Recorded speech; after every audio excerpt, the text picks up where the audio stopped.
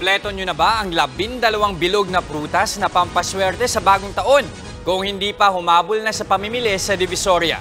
Live mula sa Maynila, nasa frontline ng balitang yan si Elaine Fulgencio. Elaine, siksikan na ba dyan at ano ba ang mga mabentang pampaswerte sa 2024?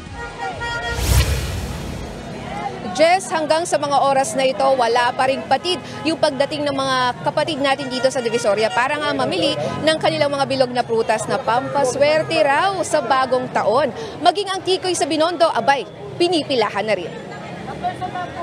Mahabang pila ang sasalubong sa iyo sa isang sikat na tindahan ng tikoy dito sa Binondo, Maynila. Nasa 150 hanggang 408 pesos ang presyo ng tikoy, depende sa flavor at size. Kung nagtitipid pero gusto nyo pa rin kumapit at maging madikit ang swerte, meron ditong pangmasang tikoy. 60 pesos ang pinakamaliit habang 200 pesos ang pinakamalaki. May iba't ibang flavor pa yan.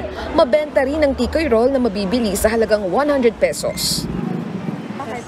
Kasi bilang Pilipino, parang sumusunod na rin sa mga Chinese. Kasi di ba malagkit siya. Ayun, kumakapit daw ang swerte.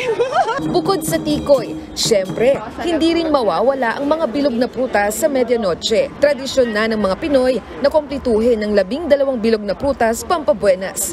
Yan ay kahit doble ng itinaas ng presyo ng ilang prutas. Sabi kasi nila it will bring good luck. Wala namang mawawala sa pagsunod. And pagkain naman siya. So, masashare naman siya sa buong family. 3 for 100 pesos ang mansanas, peras at kiwi dito sa Divisoria. Ang kiat-kiat, 50 pesos per net. Ang pakwan at pinya, 150 na kada piraso. 280 pesos naman ang kilo ng longga na dating 200 pesos. Habang 250 pesos ang kada kilo ng seedless na ubas.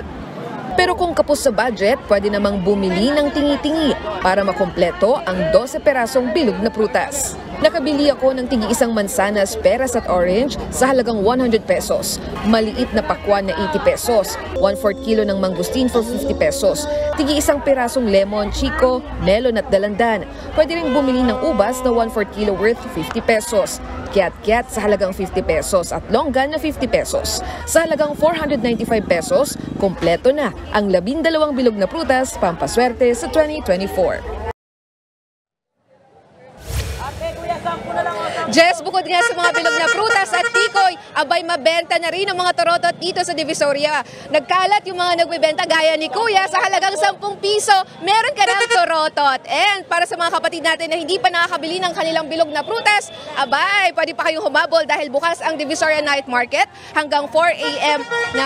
ng madaling araw. Para na rin sa mga kapatid natin, tip na rin po sa mga nagtitinda, agahan na yung pagbili dahil bukas, posibleng tumaas pa ang presyo. Jess, magpapabili ka na ba? Oo, Elaine, may message ko sa iyo, pakisigurado 12 pakibilang. Maraming salamat at Happy New Year, Elaine Fulgencio.